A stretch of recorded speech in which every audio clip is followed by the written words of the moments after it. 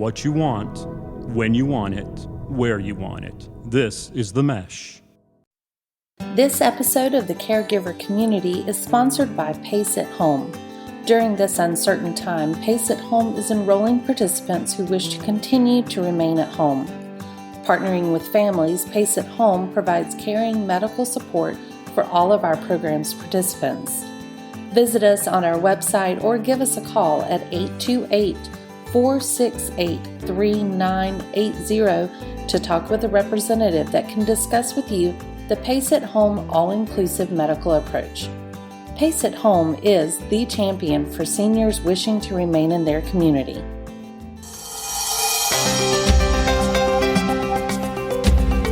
Welcome to the Caregiver Community. This is a place where we talk about the joys and the challenges of caring for our aging parents, as well as caring for ourselves. I'm Frances Hall, founder and executive director of ACAP, Adult Children of Aging Parents. There are now an estimated 20 million adult children in the United States and many more millions worldwide who are caring for aging parents and are concerned about their own life as they age.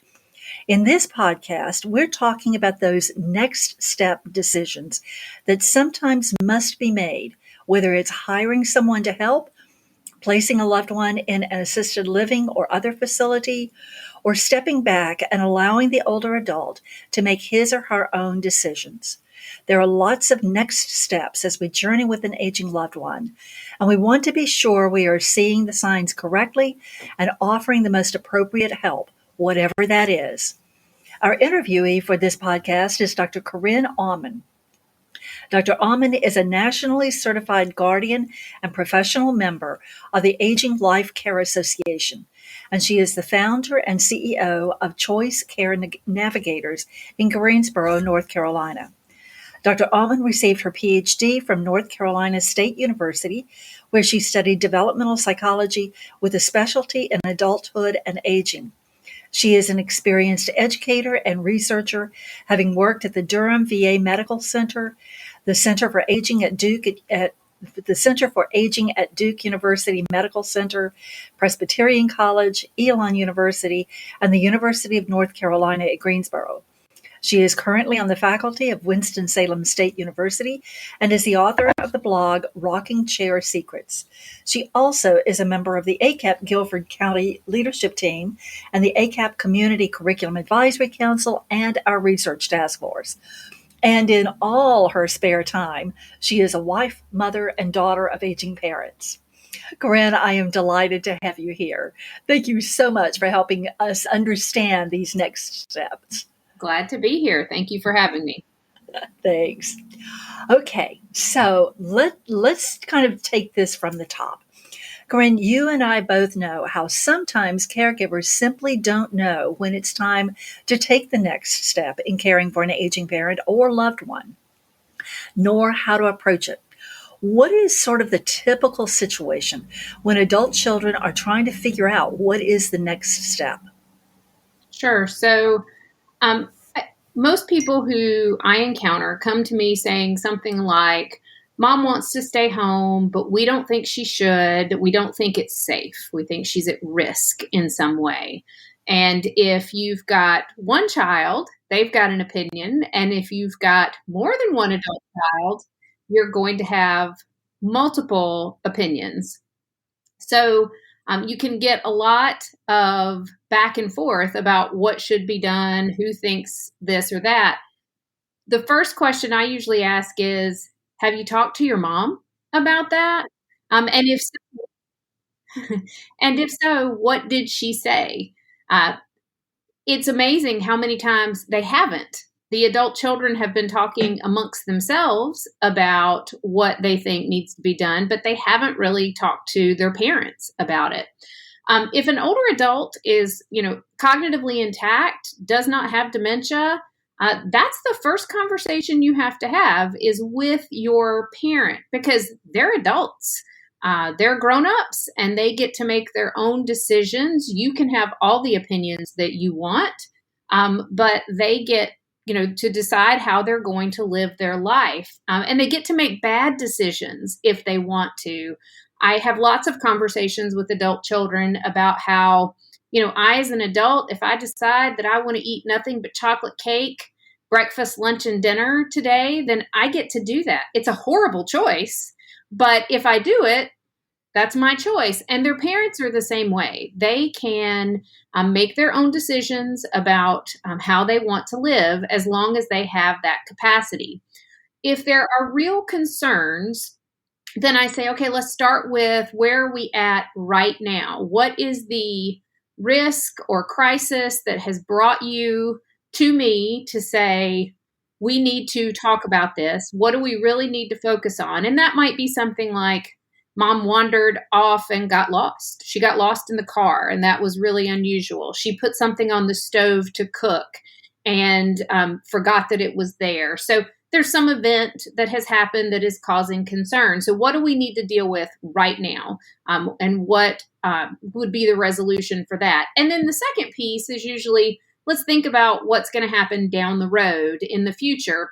And that can be really tough too, because we don't have a crystal ball, right? We know what we're dealing with right now, but we don't know what life is going to be like 6 months or a year from now. So that's also why I think it's really important to focus on where are we at right now, what's happening, and how can we resolve the current issue with the seniors' input for that solution. Okay, so how do you even know then if your parents need help? Are there some red flags to look for? What are some signs? So safety issues, I think, are the number one thing that concern adult children. So I mentioned wandering. I mentioned getting lost while driving.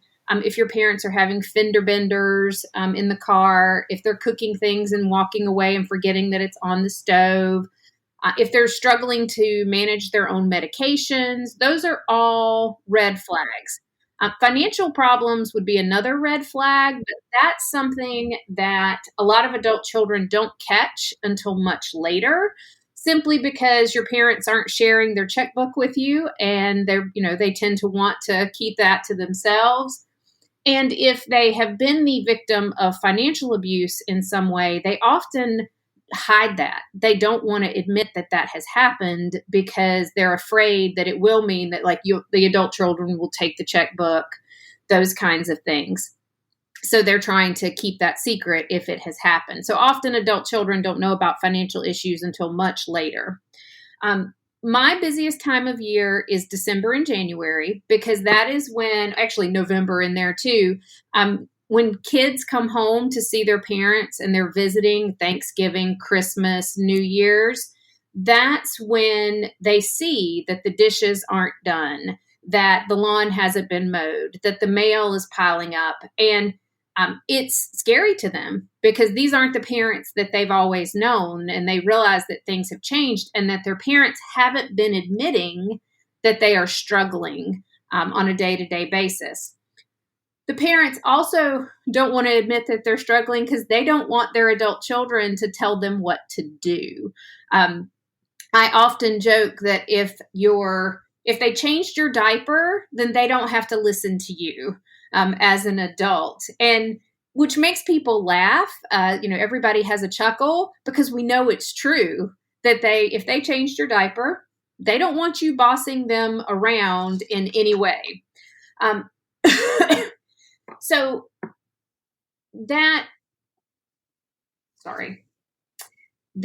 struggle that we see with the parents is one of the biggest red flags, and makes people pick up the phone to try to find resources and try to find help.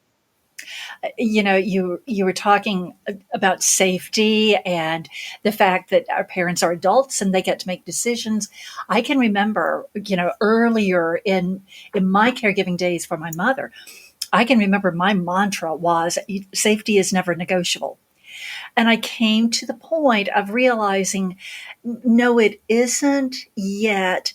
There are times that we have to weigh out, do we put a bubble around them and protect them? Or do we give them the dignity of helping make decisions for themselves because they are an adult? And that is a struggle for the adult child or for the loved one who is trying to journey with the parent or with the loved one. Um, yeah, all of this can be just such a dance between the adult child and the aging person. It's pretty scary for adult children to see our parents changing in ways that look to us to be really a decline, not on the uphill, not a positive direction. And this fear makes us want to help. And part of that helping so often, like I did so often, was trying to take over. We're going to tell you what you need to do because we are the wise ones and we have the insight and all that sort of stuff. But a lot of older parents are really resistant to that, like my mother. But there are a lot of older parents who are resistant. They don't want to give up their independence, and none of us want to give up our independence. So, how do you get your parents to listen to you? So again, if they changed your diaper, they don't want you telling them what to do. And that is true no matter who you are. I have a PhD and I work in this field every single day, and my own parents do not want to listen to me. I'm their daughter. What do I know? So if you're struggling to get your parents to listen to you and you have concerns, I would say getting a professional advocate, someone who is coming in from the outside, who does not have an agenda, who is not on your side or on your parents' side, who can talk to the family, hold the family discussion, and kind of walk you guys through the conversation can be super helpful. So you could get someone like me who is a professional care manager, but it doesn't have to be that. You can also get someone who they trust, right? Their doctor, a minister, their financial advisor, any sort of trusted family friend are all good possibilities for people who could come in and kind of help lead the conversation about where we're at and what the concerns are and how we're going to move forward. And I think having someone like that come in is really useful because you can have a meeting where everybody gets to be part of the conversation. And we can talk about not only what the older adult wants, but also what the older adult does not want. It's amazing how many times families really haven't had that conversation. We kind of get in this circle of, I'm worried about you. I'm trying to change things. I'm trying to tell you what you should or should not be doing to keep you safe, just like what you mentioned. But we haven't really sat down and have a conversation about, Mom, Dad, what do you want? And what do you absolutely not want as we move forward?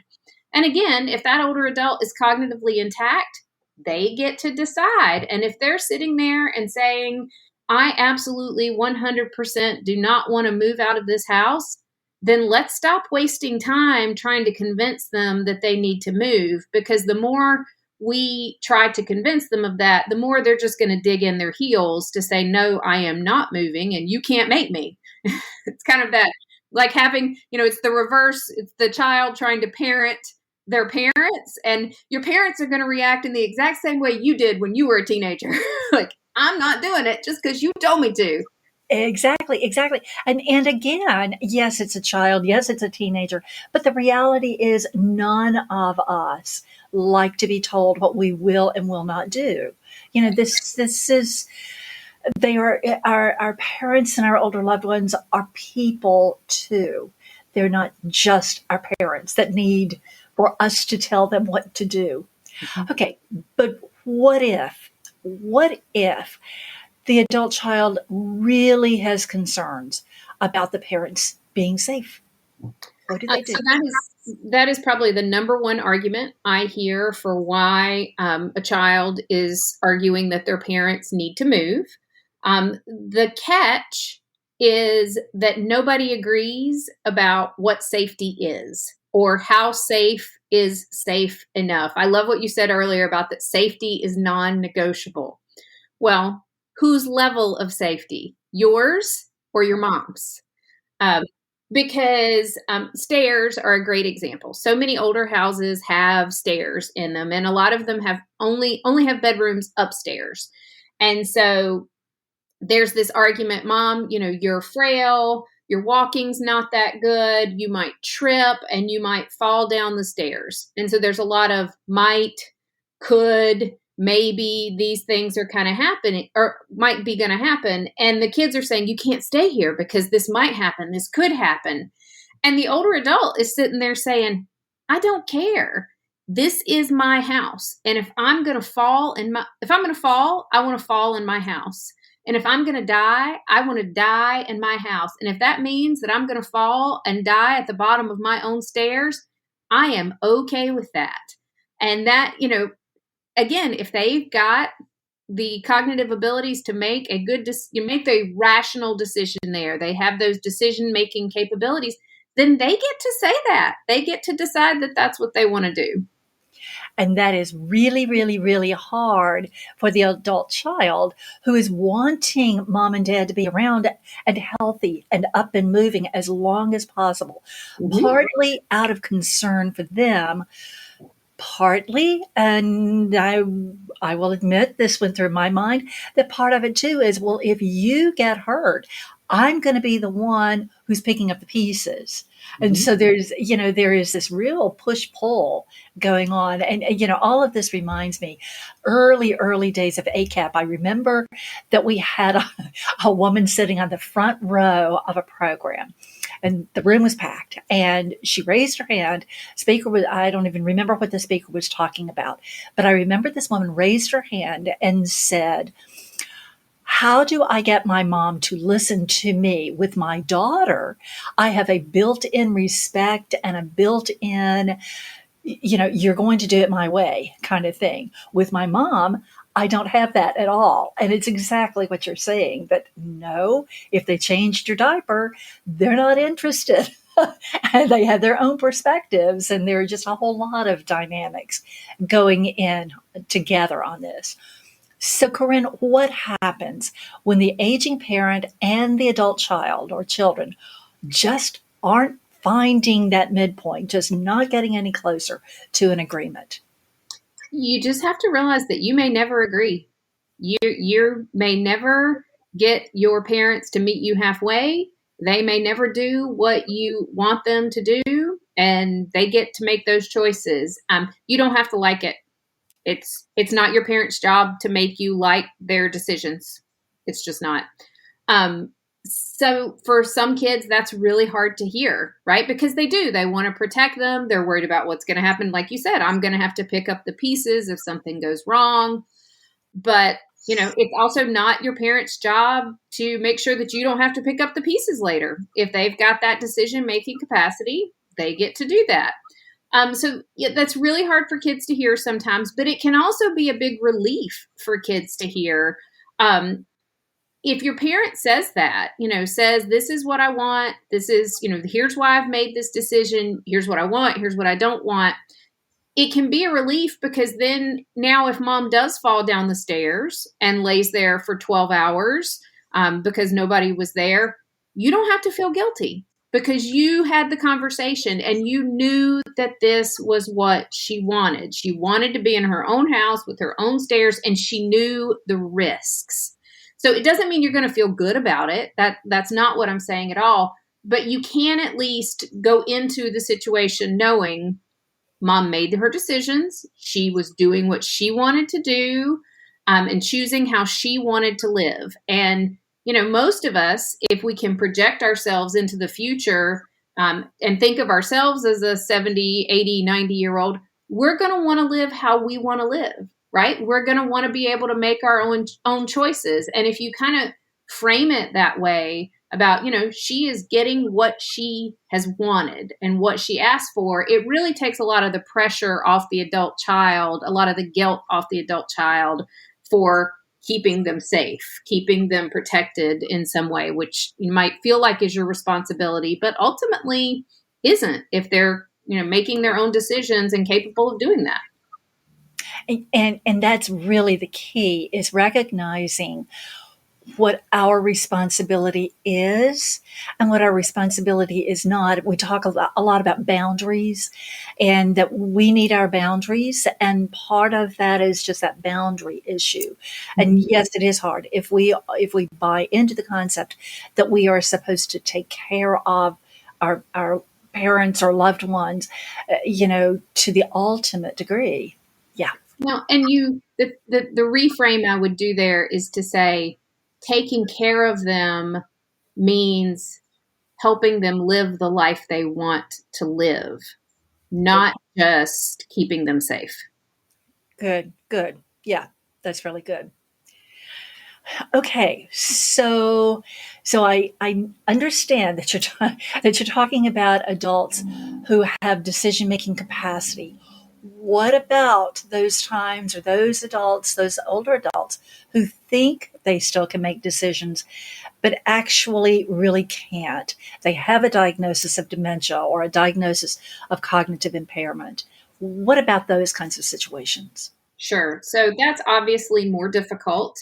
And I really think the beginning stages of cognitive change, any kind of cognitive change, be it dementia or just mild cognitive impairment, are the most difficult, because the first thing that typically goes for most older adults in those situations is their insight into their own decision making. So insight and judgment are the first things that become impaired.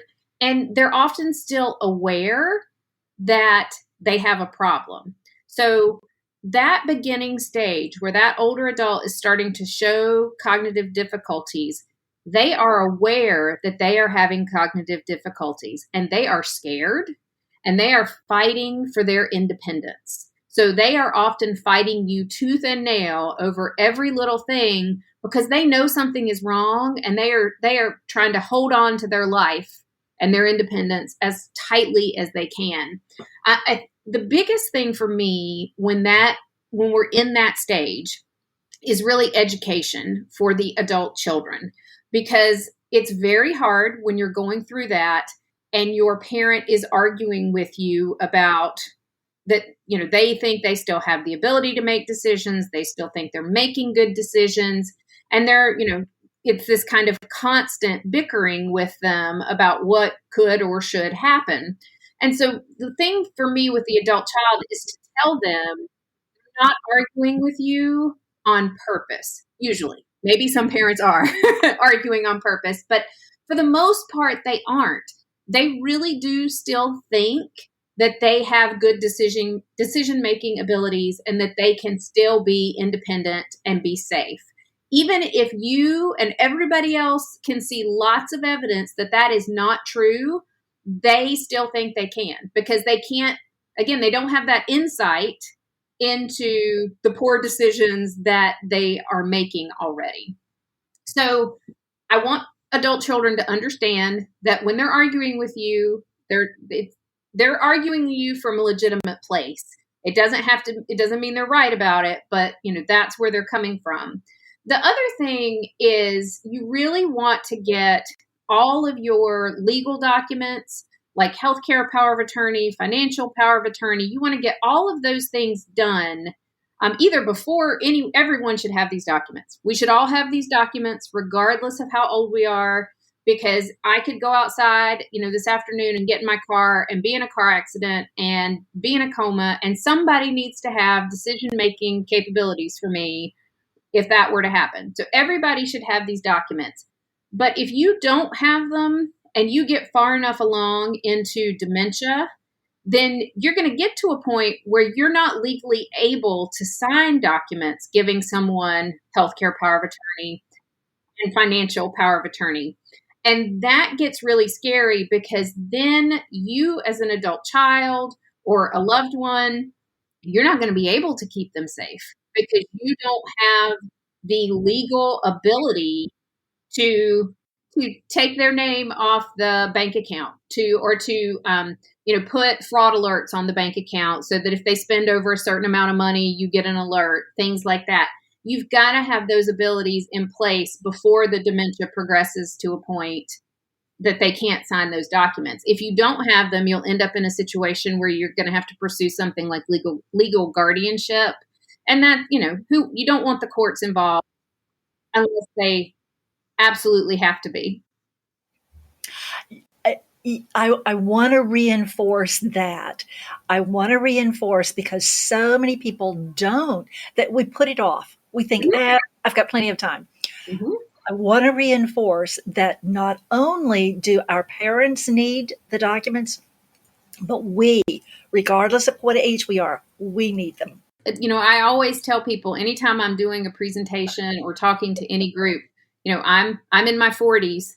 I have a will, I have a living will, I have healthcare power of attorney, I have financial power of attorney. We have all those documents in place because you just don't know. And everybody should have them. And really, the minute your kids turn 18, you should put those documents in place because once they turn 18, they're an adult. And if they get in an accident or things happen, you want to be in charge of their health care. And you're not if you don't have those documents in place. That is really good.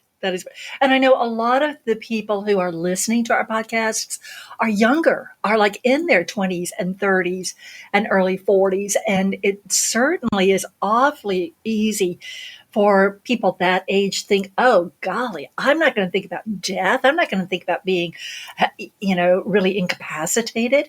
So no, I've got plenty of time to do that. But that is really, really important, what you're saying. And I'll give you an example of my parents not listening to me right here. So again, I'm in this field. I do this work with this stuff all the time. I could not get my parents to do powers of attorney and that sort of thing until COVID hit.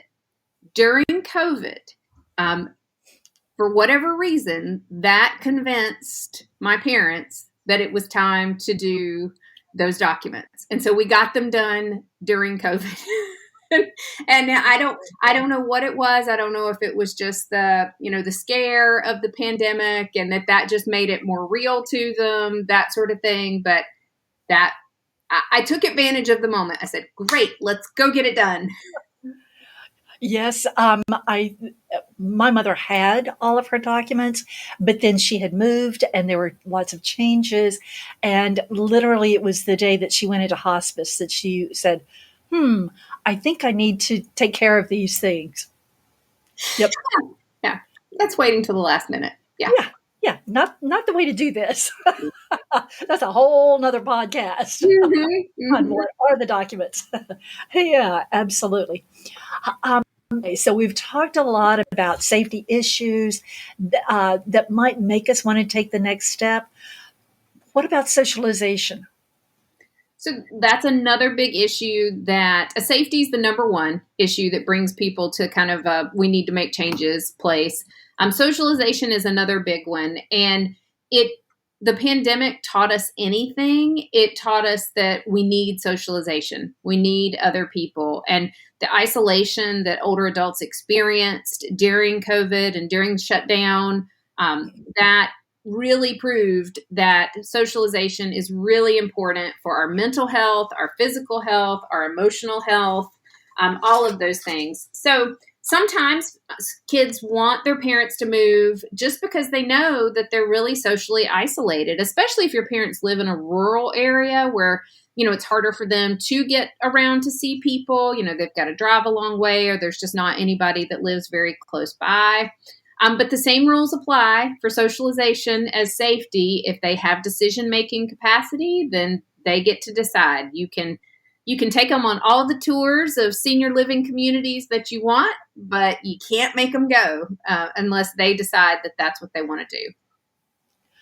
Yeah, I can remember when my mother was still living in her home alone, that I would get so concerned because she and I would talk frequently and she would tell me that, oh yeah, no, she hasn't been outside the house in 2 or 3 days. And I would just get so concerned about that.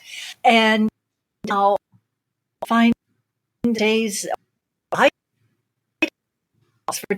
now I am on Zoom a lot and in phone calls a lot. So it's a little bit different for me than it was for her, but still it's the same concept. And the bottom line is that it is up to that person that they get to decide what is right for them, whether it's in their home, in their community, whether they have connections and interactions with people or whether they don't, that cadence is up to them. Mhm.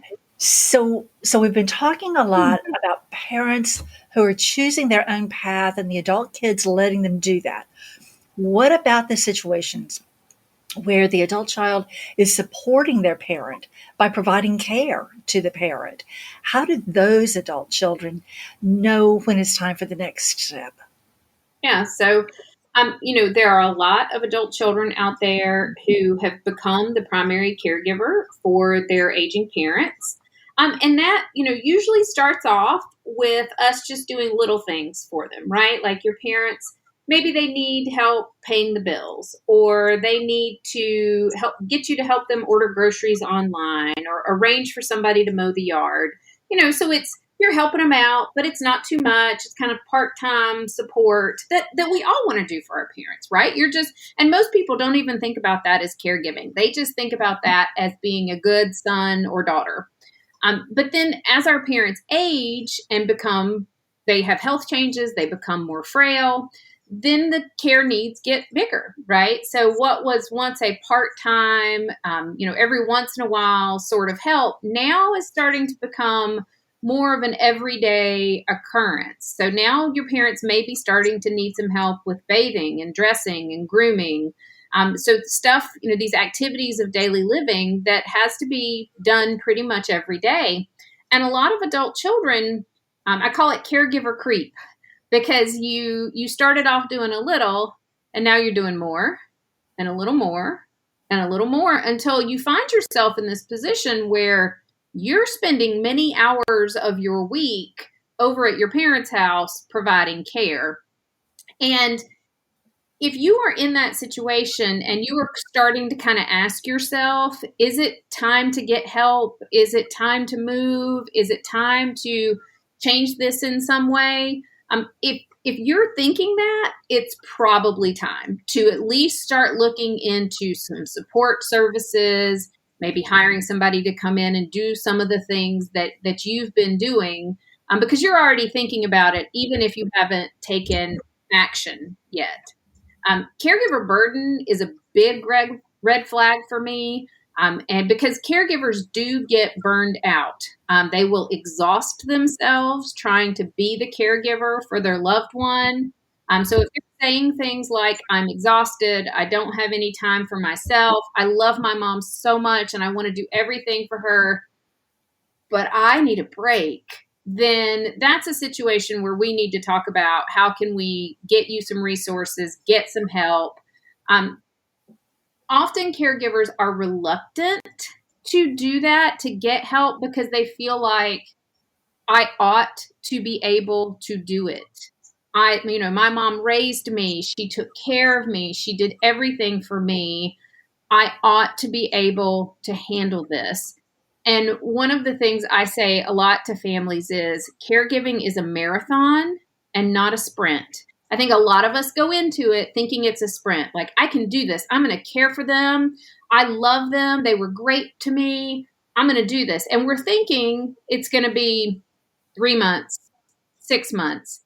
Whereas most caregiving journeys are an average of about 5 years, but can be up to 20 years if your parents have dementia or if they have multiple sclerosis, one of these diseases that just very slowly over time progresses. So we've really got to find the resources that can allow them to get some help, to get some rest, and utilize them. That's the thing. Not only find them, but then actually put them into place. Because running yourself ragged, running yourself into the ground as a caregiver is not going to do you or your loved one any good whatsoever. And there's lots of studies out there now that actually show that caregivers often die before the person that they're caring for, because they've just physically exhausted themselves and not paid attention to their own health, and then they end up sick and not able to care for themselves or the person that they were the caregiver for. Right. That's that proverbial airplane, put the oxygen mask on yourself first. Absolutely. You must. You absolutely must. Yeah. Yeah. Corinne, when we were first talking about this, and I said, gee, I wish I had heard this. I wish I had had this conversation with you 10 years ago, before I was really in the midst of it with my mother. This has been really, really good. Any final thoughts? Anything that we haven't talked about?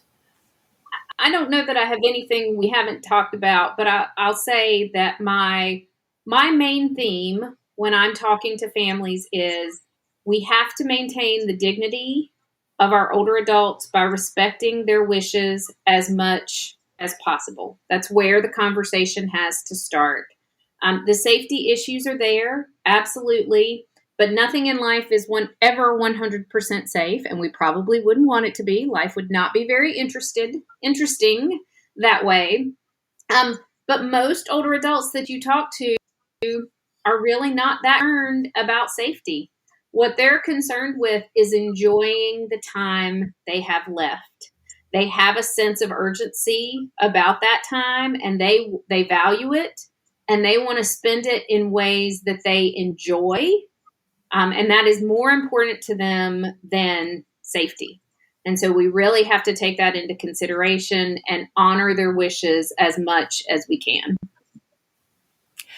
That is just such good insight and such important for us to hear, to really understand that it really is that we may have a very different perspective from our parents, but it is their life and they get to decide. If they are able to make decisions, they get to decide. Yeah. Corinne, thank you so much. This has been such good information.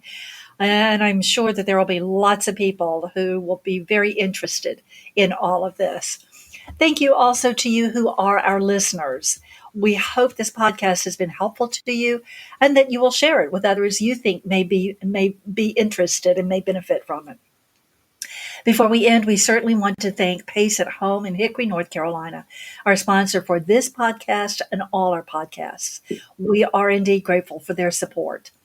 This program is part of the Mesh network of online shows and podcasts. You may find more of our Caregiver Community podcast on any of the platforms where you listen to podcasts, as well as our website, www.acapcommunity.org. While you're on our site, we hope you will take a few minutes to learn more about ACAP, our educational programs, and our local chapters. And if there are other programs you'd like for us to address as a podcast, please do let us know. As we say so often, CAP, regardless of our age, our background, our education or career or anything else, when it's our mother, our father, our loved one who needs help, caring for and advocating for that person becomes very personal and extremely important. So please care well for your loved ones, but also remember to take care of you. Stay well. Bye for now.